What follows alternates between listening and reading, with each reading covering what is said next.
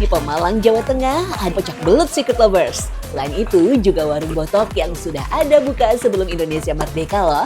Keduanya menjadi identitas Pemalang dengan cita rasa yang unik dan sensasi pedas membakar. Cus Secret Lovers yang doyan makan pedas, sini merapat. Kan hasilnya itu nggak lengket. Tuh, kalau ini kan satu-satuan bisa diambil. Belutnya cantik satu-satu gitu.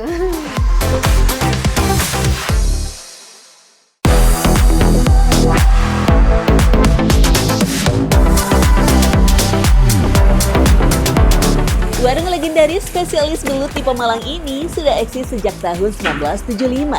Sejak dulu, warung ini menghabiskan lebih dari 20 kg belut setiap harinya loh. Belut didatangkan dari daerah Kendal atau Brebes karena belut di daerah Brebes terbatas dan ukurannya kecil. Belut tidak langsung diolah, tapi ditampung selama 2-3 hari dulu untuk mengeluarkan kotoran dari tubuhnya dan menghilangkan bau lumpur.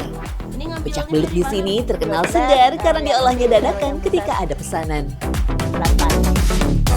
Dan gimana kalau yang nggak seger? Ya itu nggak ada kan. Ngelonjor udah ngelonjor. Apa pucat dia? Ya pucat, iya ya pucat. Terus nggak aktif gitu Iya. geraknya? Ya udah nggak gerak kalau itu. Niti terjun langsung untuk mengolah racikan warisan orang tuanya. Ia hafal betul cara jitu membersihkan lendir belut. Kuncinya ada di proses membersihkan belut, harus berulang kali dengan air mengalir ya. Pastikan tidak ada lendir dan kotoran perut yang masih tersisa agar tidak menimbulkan rasa pahit. Setelah bersih, belut dipotong kecil-kecil lalu digoreng berulang hingga 3 kali.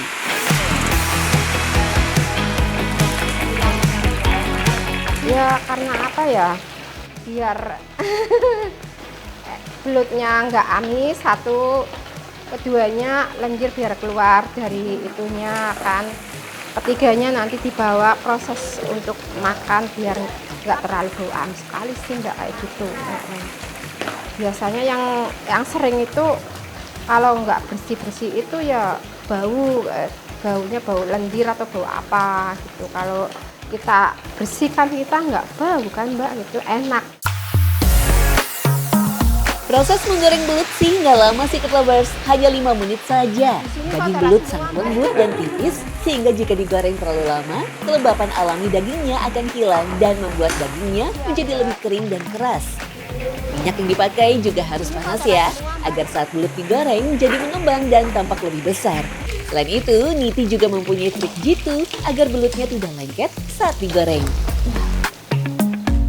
Tadi sekali goreng banyak, yang keduanya separuh. Sedikit. Kan kalau enggak itu takutnya pada itu nempel. Itu kalau ini separuh-separuh kan belutnya cantik satu-satu gitu. Kan hasilnya itu enggak lengket. Tuh kalau ini kan satu-satuan bisa diambil, enak kan enggak Iya, itu. jadi bagus pas buat disajiin juga ya. Iya, kayak gitu ini. Sebelum disajikan, belutnya digoreng kembali supaya saat sampai di tangan pelanggan masih dalam kondisi hangat tuh. Ternyata proses menggoreng belut yang berulang benar-benar ampuh menghilangkan lendirnya Secret Lovers. Apalagi belut digoreng lagi dengan minyak yang berbeda supaya tidak terkena bekas dari minyak sebelumnya yang sudah tercampur lendir. Memang sih, makanan dari olahan belut banyak yang dijual. Tapi yang bikin beda sambalnya Secret Lovers. Soalnya sambal di sini merupakan perpaduan dari sambal terasi, rempah-rempah, dan juga santan. Dikenal dengan sambal pati. Uniknya, sambal dicampurkan santan segar yang berasal dari kelapa parut yang baru diperas. Beuh, jadi kerasa banget kan gurihnya? Semua makanan di sini serba dadakan ya. Mulai dari belut yang digoreng, perasan santan kelapa, sampai sambalnya pun diulek secara dadakan ketika ada pesanan. Kenapa sih diuleknya tuh harus dadakan Bu Sri gitu? Iya, requestnya pada dadakan. Kalau nggak dadakan, nggak enak katanya. Jadi kalau ada yang beli 10, 20 itu gimana Bu? Dadakan tetap nunggu. Sabar. Bagi yang gak suka santan, tenang. Di warung ini juga ada sambal matang dan sambal kecap. Ciri khas dari warung ini, belutnya disajikan di piring yang terbuat dari tanah liat. Untuk satu porsi belut lengkap dengan tahu dan tempe dihargai Rp50.000. Walaupun cukup mahal, tapi warung ini tetap ramai diburu pecinta kuliner tuh Secret Lovers.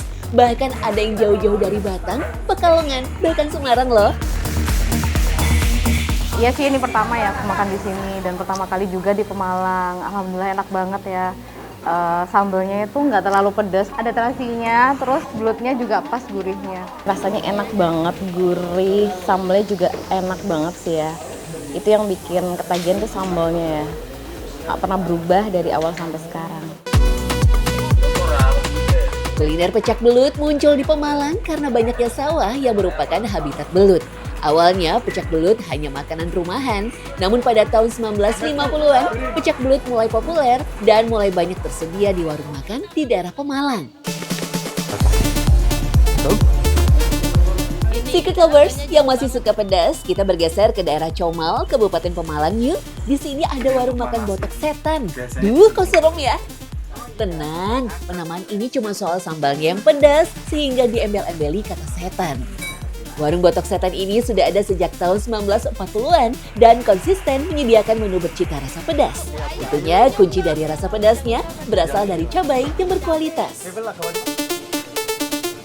Ambil sendiri nih berarti ya? Ambil, pilih ini Mbak, yang Mas, bagus. tapi ini caranya gimana kan aku nggak tahu nih yang Yang ini nggak boleh. yang kayak mana coba contohnya? Oh ini nggak boleh yang kayak gini. Iya. Kenapa gitu? Hitam nanti fotonya. Oh. Fotonya hitam dipoto. Tanya mbaknya sih kalau mbak gini. Nih.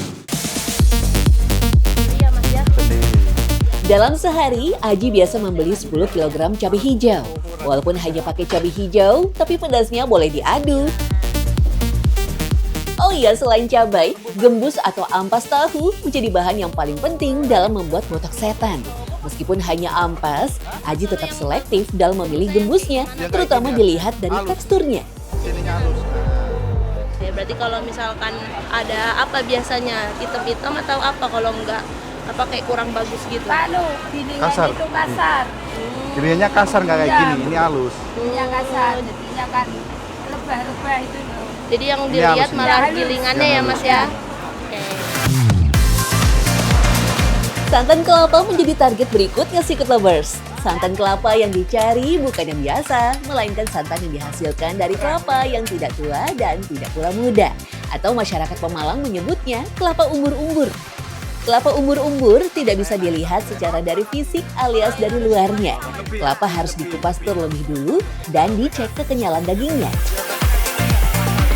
Gak heran kalau kelapa umbur-umbur agak susah ditemukan. Bahkan dari 10 kelapa, hanya terdapat 1 kelapa umbur-umbur.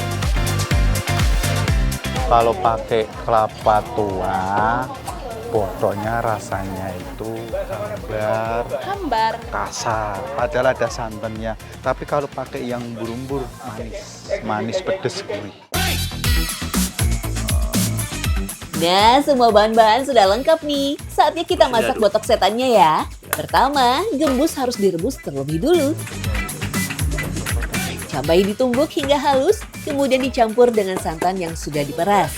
Gembus yang sudah matang dimasukkan ke dalam kuah santan dan dimasak kembali agar bumbu meresap. Biar cepet nggak basi, kita tuh masak santan nggak butuh api yang besar. Api tetap sedang tapi nyala terus. Jadinya sampai malam pun nggak basi. Makanya saya taruh di tungku. Ada apinya. Walaupun apinya sudah mati, tapi kan ada tuh arang gitu loh. Membuat botok setan sangat beresiko. Bisa jadi rasanya nggak enak karena bahan yang dipakai nggak fresh lagi tuh. Santannya mudah basi ataupun gembusnya agak berbau. Tapi tenang Secret Lovers, dengan racikan bumbu yang pas dan cara memasaknya yang tepat, maka botok setan ini rasanya pasti enak. Makanya setiap istri ngambil, cicipin dulu. Oh kurang ya, kasih tahu. Kalau saya gitu, walaupun sudah matang, sudah fix, oke, rasa oke. Kalau ngambil lagi saya cicipin. Ah kurang nih, kurang asin, kasih garam dikit. Setiap ngambil tetap tak kasih bumbu, nggak langsung ngambil. Botok setan cita rasa pedas siap disantap. Kalau mau pedas maksimal tinggal ditambah sambal aja deh. Soal harga, don't worry be happy, cuma Rp8.000 aja kok. Walaupun makanan khas Jawa Tengah kebanyakan bercita rasa manis, gurih, dan kuat rempahnya, namun pecak belut dan botok setan membuktikan kalau makanan bercita rasa pedas masih punya hati di masyarakat Jawa Tengah, khususnya daerah Pemalang.